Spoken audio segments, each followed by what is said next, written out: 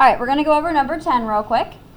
Again, the equation is not the problem, it's the graphing, because we actually did find the inverse of a very similar equation to this one on the notes yesterday. So, first thing we need to do is find the inverse of this equation, and then we'll graph both of them on this coordinate plane.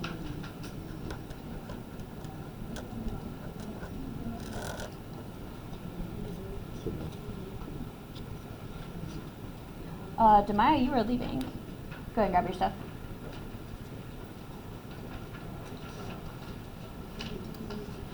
To take the inverse, we need an x and a y. So we're going to take this equation and rewrite it with a y in f's place. We now have y equals, oh, let me put you one of these real quick. There you go. Yep. Y equals 3x minus 2.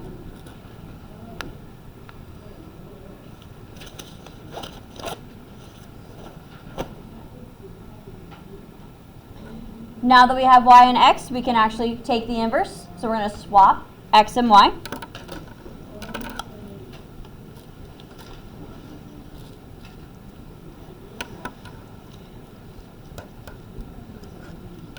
So we now have x equals 3y minus 2.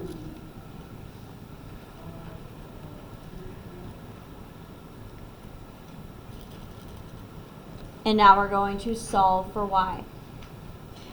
2 steps. First, we're going to move the negative 2. I'll do that by adding 2 to both sides.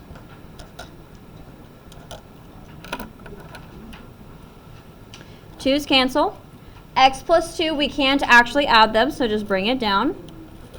X plus 2 is equal to 3y. Lastly, we divide off that 3, and we do it to both sides. 3's cancel. Y equals x plus 2 over 3.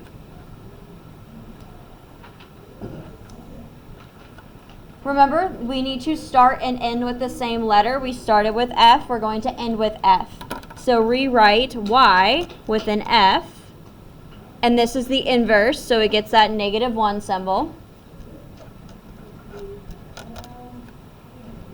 F inverse equals, and then we'll copy down the left side of the equation, x plus 2 over 3.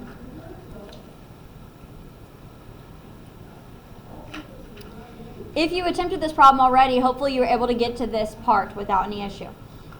From here, graphing. Here's the mistake a lot of students make. If we identify m and b, m is in front of the x. In this case, it's just a 1. And b is a 2. That's what a lot of students do when they get an equation like this. What's wrong with that m and b? Or how should I fix it?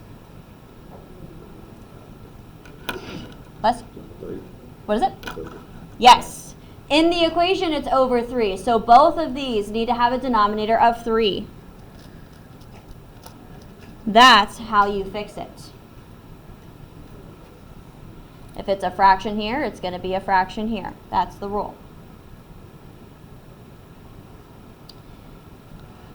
Now this part's optional, but if you want to take this a step further, just to show you again why it looks like this instead, what we can do is we can split this one fraction up into 2 smaller separate fractions.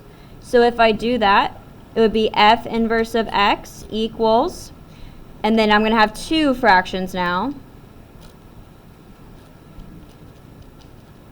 First fraction is the 1/3.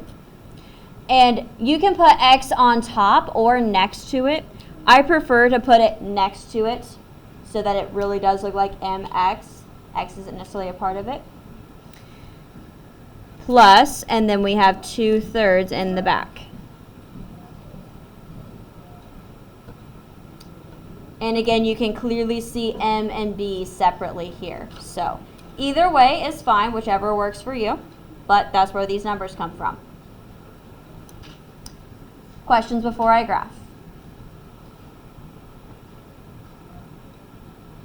Let's graph this.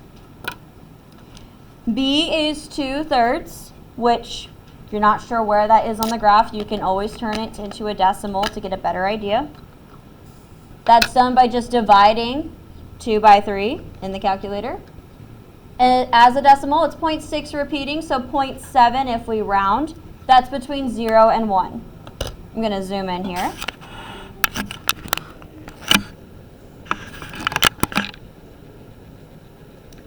Reminder, B is where we begin on the y-axis. We're between 0 and 1. Since these intervals are so small, just put the first point in the middle between the two. It's not going to be perfect.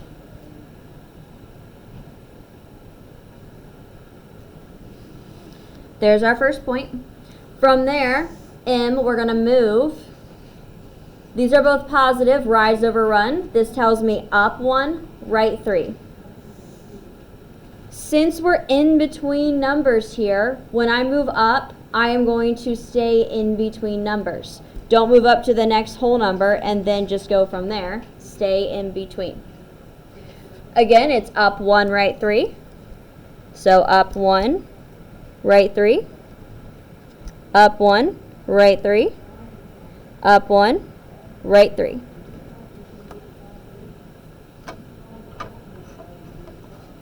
Make sure you get at least 3 points graphed.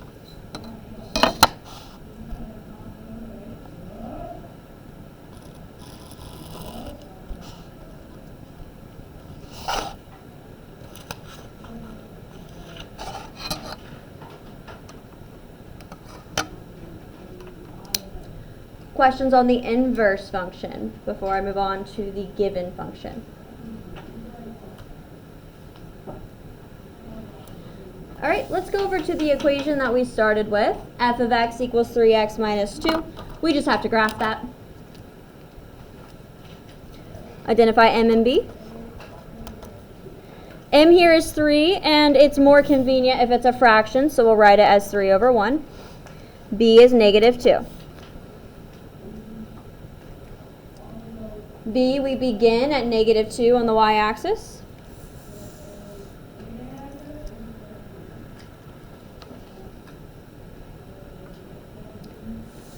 From there, M tells us that we move up 3, right 1. Up 3, right 1. Up 3, right 1. Up 3, right 1. Up 3, right 1.